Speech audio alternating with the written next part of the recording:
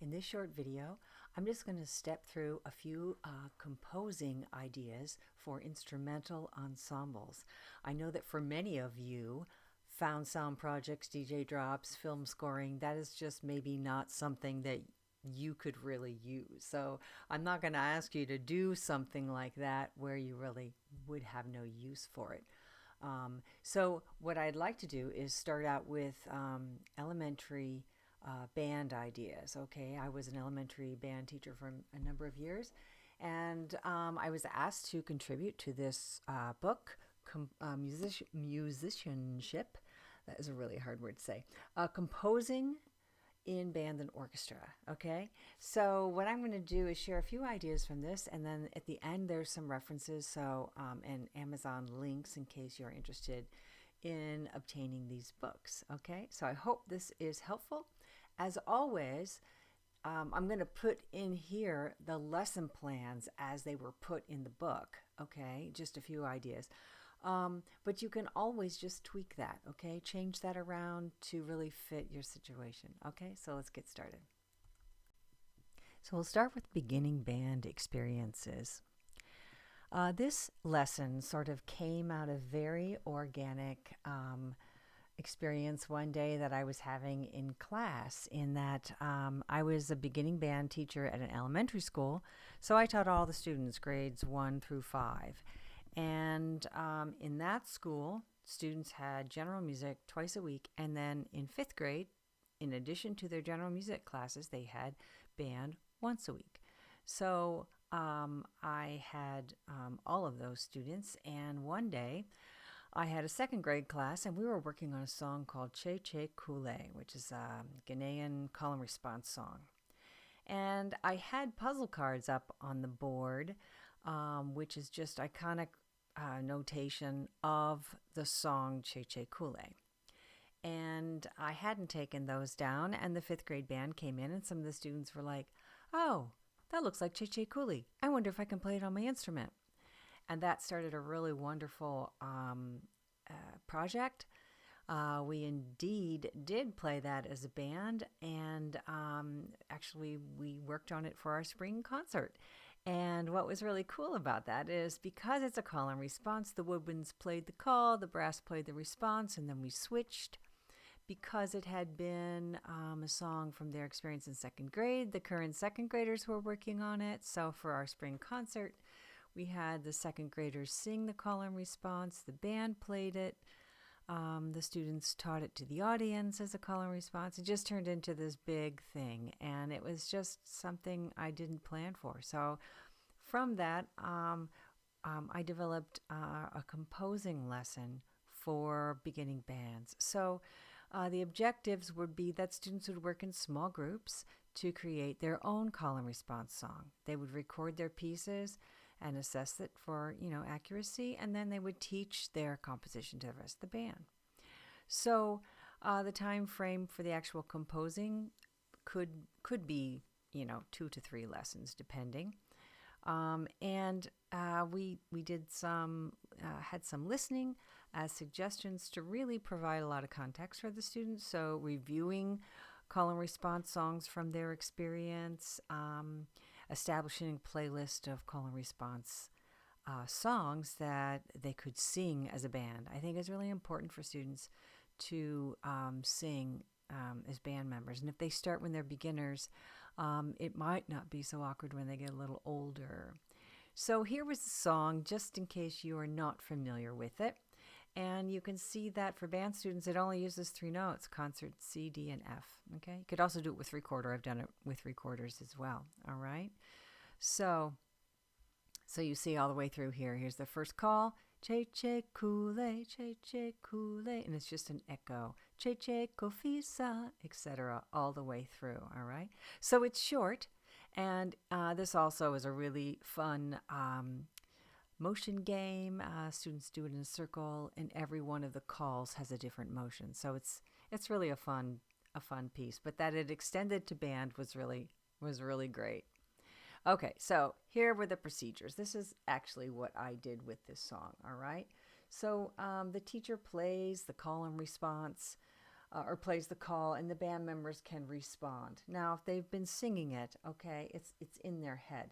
So they just had to find that note first, and because they all have different starting notes, the teacher can either help that along by writing that first note on the board for each instrumental group. That's one way to do it. If you have the patience and the time, you could let them experiment with where is that first note. But it's also a great way to talk about transpositions. You don't have to go into detail, but just have them, that's a great thing for pointing out how each instrument family doesn't necessarily start or finger the same note. So I think that's really important, and I ran into that quite a bit with my beginning band students. So once that is pretty secure, the teacher should pass it off and let students do it. Let them come up and do it. They love doing that when they feel that they can, right? And you can also work with your general music teachers to create performance opportunities like I was talking about before. And I think it just is a great way to establish some community also in your school. All right. So you play the call, the band plays the response. They're pretty comfortable with this arrangement. Okay, so following listening to and playing some familiar call and response songs, I asked my students to create their own call and response songs. In this particular group, I had them break up into small groups. And because they were beginners, I kept them in the same family. So all the flutes created together, all the trumpets, etc. I have found in most scenarios it's best to help them choose their own partners, but sometimes that can be a little bit problematic. So in this situation, they were just in homogeneous instrumental groups, and I didn't want them to be in a group of 4 or more. So you could have 2 on the call, 2 on the response. So it was a couple different groups per family. So they created their own call and response compositions within the group. And they could choose to either do an exact echo like Che Che Kule, or they could do a question and answer call and response, okay? And I wanted them to be relatively short, just like Che Che Kule. So, the call could be a couple of beats, 4 beats, and the response the same, so that it just didn't get too wieldy, okay? But I wanted them to also include some dynamics, maybe some articulations, okay, as appropriate to their experience. And then they were going to record each piece, all right? And then extensions for this were that students could be in charge of teaching their piece to the rest of the ensemble. This, of course, depends on time. And these could be done in different ways. Now they could be recorded in Flipgrid, and students could do them as homework. I mean, there's just a whole lot, different ways that you could do it to kind of minimize the teaching time in your classroom. And these compositions were used as short warm-ups throughout the year. So I just used each student's call and response as a warm-up. And sometimes I would direct it, and sometimes I would have the student that wrote the composition come up and direct it. So it was a whole bunch of different ways to use those throughout the year, not just a one-time thing. We also worked on building a larger class work where we chained these call and responses together. Sometimes that works and sometimes it doesn't. So that kind of helps for you, the teacher, to teach them about, entrances and things like that, and large leaps and skips. So, it helps learn a little bit about arranging. And they can make some decisions about texture and dynamics and things like that. Compositions like this can be used for concerts. Parents love to see that. Or if you have an ongoing website where you're posting student compositions, this is a great one to do.